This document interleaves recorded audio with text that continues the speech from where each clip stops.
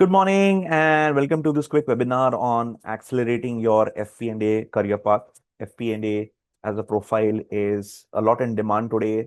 A lot of people, a lot of vacancies can be seen for FP&A. So how can you build your career in FP&A? That's what we will be discussing today. A quick roadmap of the session. So we'll start by understanding the FP&A world. How is it different from the accounting world? And what are some of the expectations in the FP&A world? How FP&A acts as a bridge between various business teams and senior management in the company. What is the role of FP&A? How do you prepare for FP&A roles? I'll give you some tips and techniques on specifically preparing for FP&A roles. FP&A certifications. We'll talk about FP&A certifications and also discuss how they can help you in your career and will they really add value in your career. So that's a quick outline for you. I think about 30 to 35 minutes is what we'll be looking at. And after that, we'll open up for any questions that you might have. So make sure that you stay through till the very end. We'll also be sharing a quick bonus, which is a set of 20 use cases of using Claude with Excel in FP&A. So the bonus videos, the data sets to practice, all of that will be shared in the very end so that you can also start using AI, specifically Claude, to understand more about FP&A.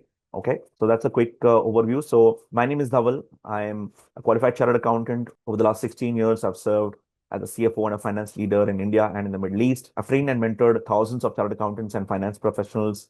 I've trained more than 5,000 professionals over the last 6 years through my active training programs, coaching programs in FP&A, finance business partnering, data storytelling, one-to-one CFO career coaching, and much more. You will frequently see me in a lot of events across the Middle East, typically as a moderator, as a host, as a panelist. I've built a vibrant community of more than 200 CFOs across the Middle East. I'm joined by my co-founder, Asif Masani. Asif, a quick introduction from your end. Yeah, thanks, Dhawal. I've also been working in finance for more than a decade now, and happy to join Dhawal on this webinar today. So, a little bit about me. I've been working in FP&A specifically with different industries, including banking, pharma, and edtech. And the last role, I was the FP&A lead at the one of the largest edtech companies for their APAC and India department. And then in 2023, which is about 3.5 years back, we started FP&A Professionals Institute. And happy to share that over the last 3 years, we've had an opportunity to train more than 6,000 students across different FP&A courses and certifications. So what we do at FPI is we try to bring in the experience and expertise of top FP&A professionals, not just me and Dhawal, but top FP&A professionals across the globe. And we do that through books, courses, certifications, podcasts, videos, everything we do at FPI. So that's a little bit about the FP&A Professionals Institute. Awesome. Thank you, Asif. Always happy to partner with you. Let us start by understanding the office of the CFO. So before we get into the slide, I just want you to quickly comment in the chat box, which profile or function are you working in currently? So are you working in accounts? Are you working in financial reporting, FP&A, business finance, treasury? What is that you are working in right now? So type your comments in the chat box. This will be an interactive webinar, so I would expect you to participate with some of the questions that I'm going to ask you. Okay, so yeah, David, can you, Arus, type your responses in the chat box? Arus is working in business finance. Okay. What about others? David, can you type your profile or your existing role in the chat box? Okay, finance. Okay, all right. So if you typically try to understand the CFO's office, there are three broad responsibilities of the CFO. Okay, one is a controller function where it is all about AP, AR, GL, different kind of taxes, compliances. So all of these are more compliance focused activities that come under the controller function in the CFO's office. Then there is a treasury function, which is all about cash management, making sure that there is strong banking relationships, there are adequate credit lines, the working capital is secure. All of that comes under the treasury function of the CFO's office. And somebody needs to keep an eye on the performance of the business. So that is where FP&A role comes into play. The main activities in FP&A are budgeting, forecasting, different kinds of financial analysis and commercial analysis. And through these, FP&A teams regularly provide various insights and reports to the CFO and other senior leaders in the company so that they can take informed decisions. So that is why also FP&A also kind of enjoys this unique position of sitting very close to the CFO's office. So these are the three broad responsibilities of a CFO. Now, how does it feel like to work in FP&A? Right? So I wanted to give you a practical glimpse of how does your day feel like to work in FP&A. And we'll also discuss about how is it different from your regular accounting roles. Okay. So let's get started. I'll present to you a mini case. I'll read it out for you. And I want you to take 30 seconds to think about this case and I'm going to ask you some questions about this case, and you will be putting your responses in the chat box. Okay. So here is a case. Titan is an FMCG company with manufacturing plant on the outskirts of Mumbai, India. Primarily, the company sells three main groups of products: watches, jewelry, and eyewear. The products are sold in India as well as Middle East and African markets. The business will now be structured as three business units: watches, jewelry, and eyewear. Each of the business units will be headed by a business unit head who will be responsible for the overall performance of the business unit. The entire hierarchy of the organization comprises of the said business units, or rather it will be reorganized again according to the said business units. The majority of the staff are mapped to a single business unit, which means the respective business units. And some of the common staff like senior management, support staff, they will continue to be at the corporate level. You were recently hired as the FP&A lead at Titan to support the CFO. Your team consists of business unit FP&A manager and two analysts in each team. So in the three business units, there is a business unit FP&A manager, and then there are a couple of analysts supporting that manager. So basically you have three business units. You are sitting in the corporate office, you are the FP&A lead, and you have managers and analysts under you who are going to look at this business unit performance. The CEO and CFO and senior business heads in the company have a few questions. As an FP&A lead, you are required to work with your team to develop reports that will answer some of these questions. That's the assignment. Titan, manufacturing company, three business units. You are the FP&A lead, and you also have a team sitting in different business units. Okay, that's the situation. Now, what would you analyze? What questions would you ask as an FP&A lead to understand the performance of the business? What questions will you ask as an FP&A lead to understand the performance of the business? Take 30 seconds to think about it and give me your responses in the chat box. I'll start noting down your responses in the chat box, noting down your responses here on the screen. Take 30 seconds to think about it. You're the FP&A lead. What questions will you ask to understand the performance of the business as an FP&A lead? Think about what questions would you ask your BU FP&A managers, BU FP&A analysts. I'm waiting for your responses in the chat box. Okay, for some of you who have joined late, let me give you the situation again. So you are the FP&A lead, Titan, which has three business units: watches, jewelry, eyewear, and each of these business units have respective FP&A teams, but you are at the center, you are at the corporate office. Now your task is, what would you analyze? What questions would you ask as an FP&A lead to understand the performance of the business? So I'm looking for your responses in the chat box. I'll note them down on the screen as and when you publish them. Okay. Sales forecast per BU. Okay, that's what Ganu says. How the business drives revenue and cost links to drivers. Okay, let me understand. Let me put it as revenue drivers and cost drivers. Okay, that's good thinking. What else? Gross margins. So gross margins for various products. Okay, that's a good point. What else? What else would you ask? Put yourselves in the shoes of a CEO or a CFO. What questions would they ask to understand the performance of the business? Come on, give me one or two more points, and then we'll move to the next step. Yeah, what else? Cost drivers we've already covered.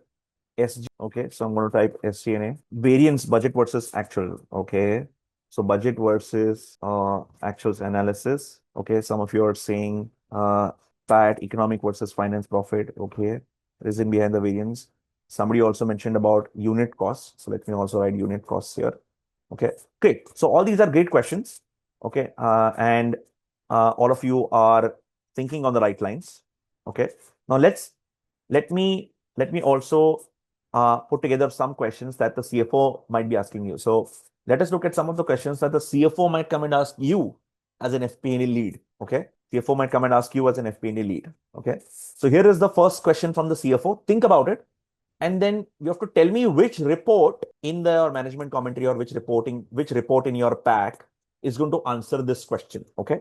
So the first question is, CFO is asking you, how have the watches, jewelry, and eyewear business units performed in terms of revenue margin and cost efficiencies compared to the last year? Which report do you think will answer this? Take 30 seconds to think about it and type your responses in the chat box. We are talking about business unit performance, right? So which report will answer this? I'm looking for some responses in the chat box. Come on, at least some of you, one of you. Come on, think about it. Which report will answer this? P&L. Okay. Let me try and answer this question. Okay. So it is your business unit P&L report. So your company-wide P&L will not answer the performance of these individual business units. It's your business unit P&L report. How have they compared to the last year? It's your year-on-year financial performance review, individually business unit-wise, year-on-year performance review. That's what they will ask you. See, segment report is different. Whenever you say segment report, Arus, it typically means that you're talking it from an accounting standard standpoint. In the management reporting, you would probably look at a business unit or a cash generating unit, a BU or a CGU P&L. Okay.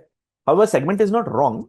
Okay. But in the management reporting parlance, it is called as BU report, BU P&L report, or a CGU P&L report, which is a cash generating unit. Similarly, given our expansion in the Middle East and Africa markets, are we meeting our sales growth targets in those markets? How does FX volatility impact our net revenue? This is the question from a CFO. This will be answered by your regional sales performance report, FX impact analysis, gross margins by market. These are the reports that will answer your questions. Watches and jewelry have historically been our cash cows. Are they still carrying the company, or is eyewear now a meaningful contributor?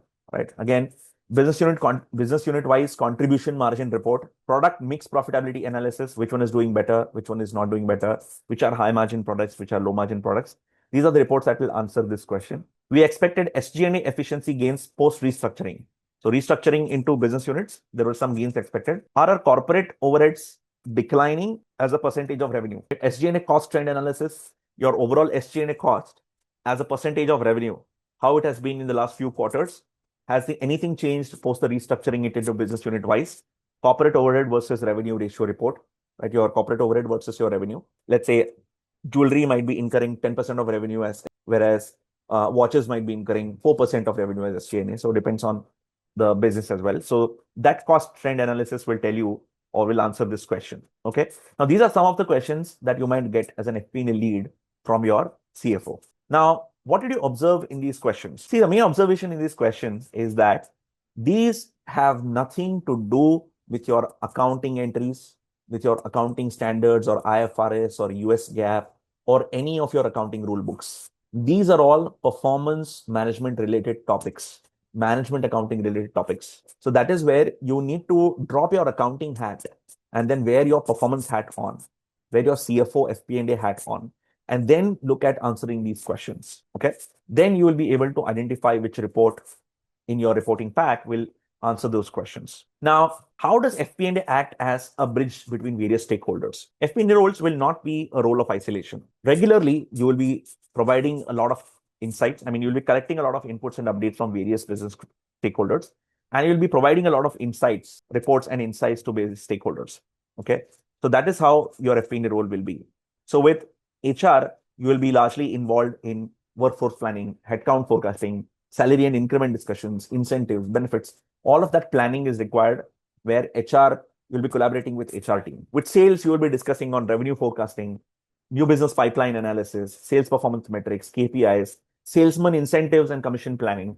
All of these things you will be discussing with the sales team. With the marketing team or marketing director, you'll be discussing marketing ROI analysis, different kind of campaign performances, channel-wise performance, marketing budget allocation. All of these things are something which you'll be discussing with the marketing guys. With production and operations, you'll be discussing on capacity planning and utilization, inventory management, productivity and yield ratios. All of these are coming under the production and operations. With supply chain team, you'll be looking at inventory management, working capital optimization, freight cost analysis and forecasting, supply chain costs, right? Supply chain profitability. All of those things are discussed with the supply chain. So this is how your role is going to be very different from your classic accounting role. Right. So it's a bridge between various stakeholders in the company, various business teams in the company, and the senior management. So you keep an eye on the performance of the business, and then you feedback that information to the senior business leaders in the company. So that's how the FP&A roles are going to be different from your classic accounting and audit related roles. Now, how do you prepare for FP&A roles? Yeah, I'm going to share with you here 5 tips which will help you prepare for FP&A roles.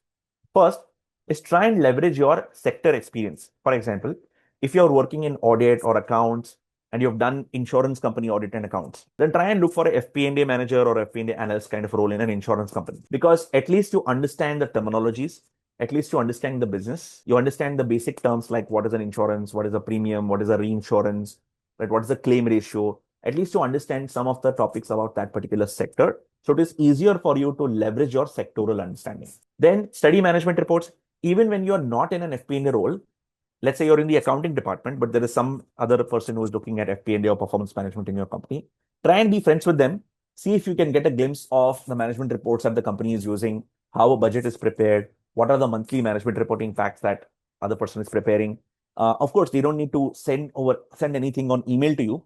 Just for your educational understanding, you can collaborate with your management accounting team, or even request your boss that if you can try and understand or spend some time with the management reporting or FP&A team to understand how these management reports are prepared and who's using these, who is using them in your company. Then comes make compliance your bridge.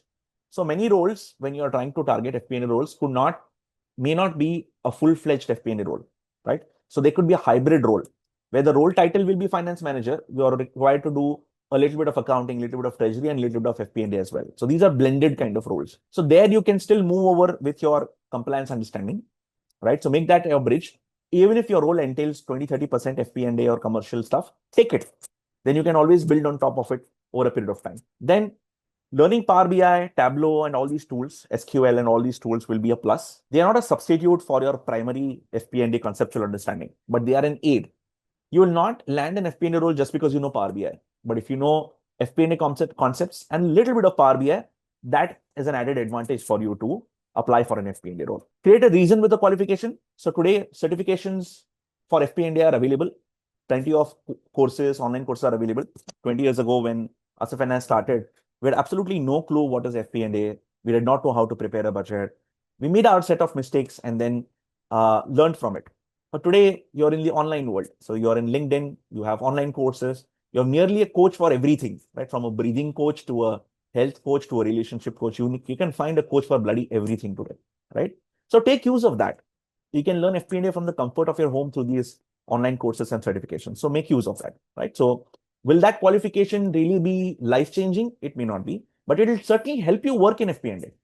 It will certainly help you understand what work goes into FP&A, right? Because a lot of FP&A roles are experiential learning. They're not taught in your academic books or your accounting qualifications. That is the difference of FP&A roles. So I hope these are 5 quick tips for you to pivot into FP&A roles, and they are helpful for you. Now, we've done extensive surveys with many CFOs, and there are 5 critical skill sets that CFOs today are looking for in their careers.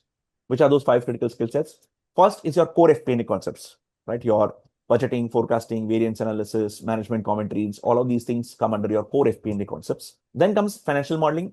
Financial modeling, not related to valuation or leverage buyouts and all of that. It's modeling specifically to FP&A, which has your revenue model, cost model, sensitivity analysis, trend analysis. All of that is covered in the financial modeling module. Data storytelling.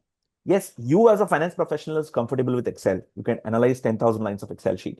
But does your business team understand that? No. So for them, you need to translate it into a meaningful insight, a commentary, or a visual, and then send it to them so that they can use it and take an informed decision. Business partnering, collaborating with various cross-functional team members, whether it is HR, supply chain, production finance, business development. You will definitely collaborate with a lot of business teams, and that's what business partnering is, where your business acumen and your ability to build strong cross-functional relationships will be tested. And last but not the least, leveraging the AI and technological developments that are happening in the finance field so that you can be far more efficient and far more quicker in your finance roles. So these are the 5 critical skill sets that CFOs today are looking for. And there are various survey results to support that. I've just taken 2 important points here. CXOverse, which is an independent community of more than 2,000 CFOs, they say that 8 out of 10 CFOs say it is generally difficult to find the right kind of FP&A talent. Everybody is looking for FP&A talent, but there's not enough FP&A talent available out there.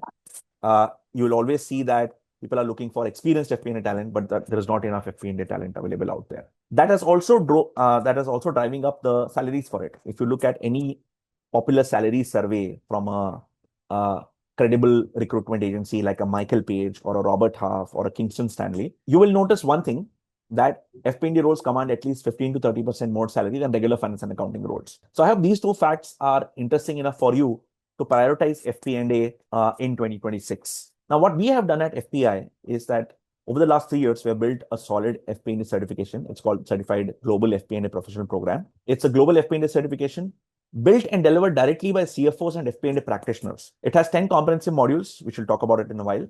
Everything through real-life examples, real life looking like data, practical simulations, group discussions in the class. That's what we are focusing on, experiential learning. You will be part of a global alumni network. CGFPA program has been taken by students from more than 25 countries so far. You'll get sessions with a personalized career coach. You'll get placement support. We are helping you with your resume review, your interview preparation, your mock interview preps. We also have our own portal. It's called fpnajobs.com, where we're trying to bring recruiters and FP&A talent on one single platform. Monthly guest sessions or monthly Q&A sessions where you can clarify any doubts directly with the faculty. External speaker sessions globally, top FP&A experts, digital transformation experts, FP&A tool implementation partners. They all come to FPI to deliver guest sessions every month.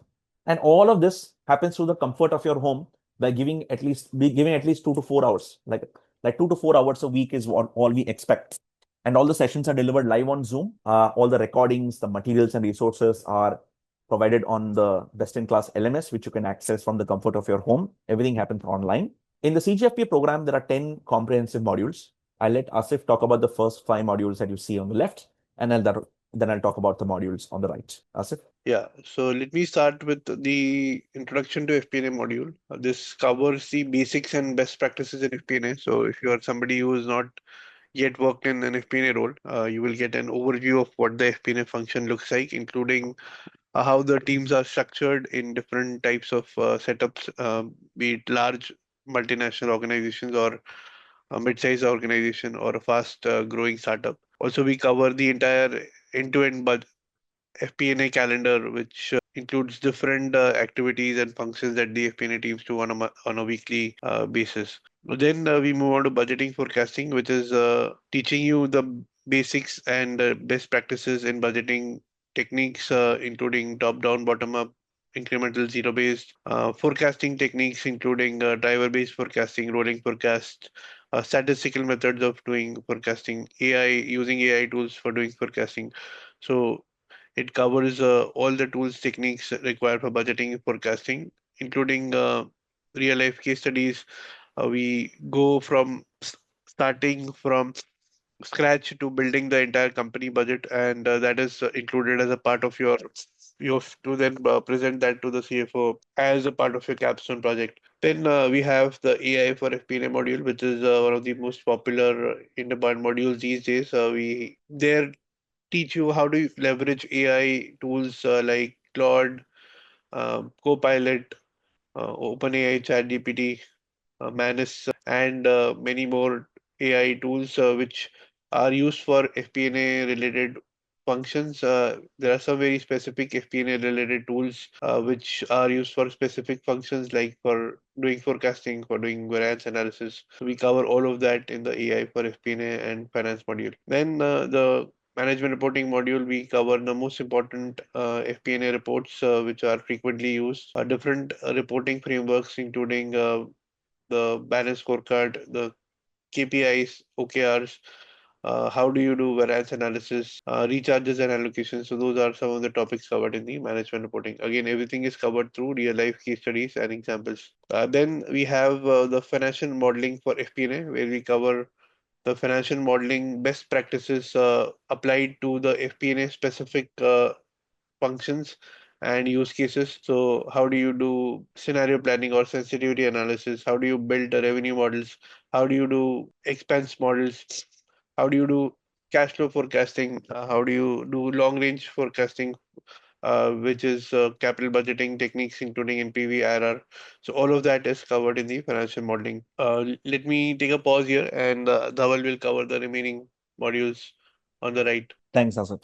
So one thing that is common in your FP&A role is that you will be dealing with large sets of data, right? So whether it is financial data or operational data or HR related data, you need to know your way to navigate through those large chunks of data. So that is where in the data analytics module, we're trying to cover the popular tools like Power BI, Power Query, SQL.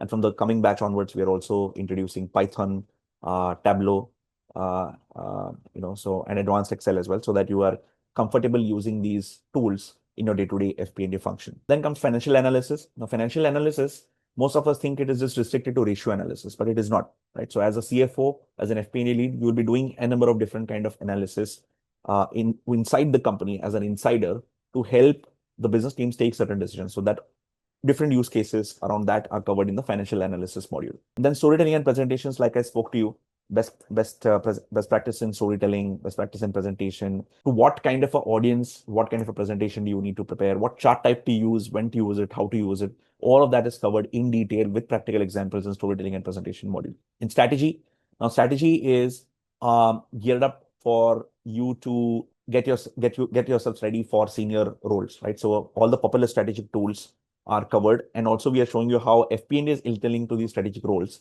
and how FP&A can contribute to the strategic financial decisions in the company through practical examples. Business partnering, where you are dealing with various cross-functional team members, through almost 7 to 8 case studies that Asif and I have gone through in our careers, right? So we are explaining to you how you can collaborate with HR, business development, plant finance, supply chain, and multiple teams inside the company so that you become a true finance business partner. So that's what we're covering in the CGFPA program. So this is the most comprehensive FP&A program that you can find out there. Don't just think about this as a certificate. It's 20 years of our blood, sweat, and tears packed into a 6-month program. We're covering more than 25 plus case studies, 50 plus examples, 10 plus different kind of tools. Also, there is a guided capstone project on end-to-end preparation of a budget and presentation to the CFO. We're covering all these tools. And also, we wanted to make it futuristic. So we have covered all the popular AI tools as well, like Claude, ChatGPT, Gemini, Manus, Copilot. All of these tools are also covered in the program to make you truly ready for a futuristic FP&A role. Now, what is the eligibility for the CGFPA program? A bachelor's degree or a global equivalent is the minimum. It has to be in finance, accounting, or business. Alternatively, you may have any accounting qualifications of your respective country, CA, CPA, ACCA, CMA, or any respective qualification of your respective country. So we are again recognized and accredited by CPD UK. How do you get the CGFPA award? There are 3 things. One is there are live classes on Saturdays and Sundays, which will happen from 8 p.m. to 10 p.m. IST, from 8 p.m. to 10 p.m. IST. And you will need to attend at least 50% of the classes live, only the Saturday modules. So Saturday is usually the core modules track, and Sunday is the tool track. The core modules, at least you need to attend 50% of the classes live. Then you submit somewhere in month number 5, you will be submitting a capstone project, which is an end-to-end budget presentation for a CFO. All the guidance around the capstone project will be given to you. And once you do that, you're eligible for the final examination. The CGFPA exam happens 4 times a year, once every quarter. And once you give this examination, it's a 2 hours live proctored examination, which will be online, but we are using our platform for conducting this examination. And it is multiple choice questions, 50 questions, 100 marks, and you have to pass with at least minimum 50% passing marks. Okay, we just completed our exam yesterday for this quarter. So once you complete the examination, you will be awarded the CGFPA certificate from FP&A Professionals Institute. Now, the ROI for a program like this, I leave it to your imagination. The course fee investment in this program is USD 1795. There is also an option to pay it over 5 months. Typically, we have some offers going on. So what we recommend is our students to fill in the application form, and our academic counselors can check your eligibility and they will reach out to you with the ongoing offers. It's a 6-month program designed for busy working executives like yourselves. So we understand that we don't expect more than 3 to 4 hours of weekly commitment every week, right? So that's what we expect. And it's a highly practical, relevant course and cases that we cover in the program. Then the date that you see was for the last cohort, which was cohort 8, which started on 14th of March 2026. The next cohort is starting in June. Please make sure that you fill in the application and be in the race for the next cohort. And our academic counselors will check the eligibility. They'll reach out to you. You can ask them any demo lectures. You can ask them for any previous alumni phone numbers. There have been dozens of testimonials. Many of them have been able to land FP&A roles. Many of them have been able to implement a lot of things that they have learned in their current finance jobs as well. So make sure that you reach out to some of our alumni and they'll give you a feedback about how the FP&A course has been. FP&Ajobs.com is our latest initiative. So make sure that you create a detailed profile on FP&Ajobs.com. Hopefully your next opportunity comes from FP&Ajobs.com. And a quick reminder, just make sure that you download the brochure and fill in your application. Our academic counselors will check your eligibility and they'll reach out to you. And if you have any questions, you can ask them about the program as well. Hopefully we'll see you in one of our programs. All right. Thanks, everybody. Thank you so much for joining. Bye.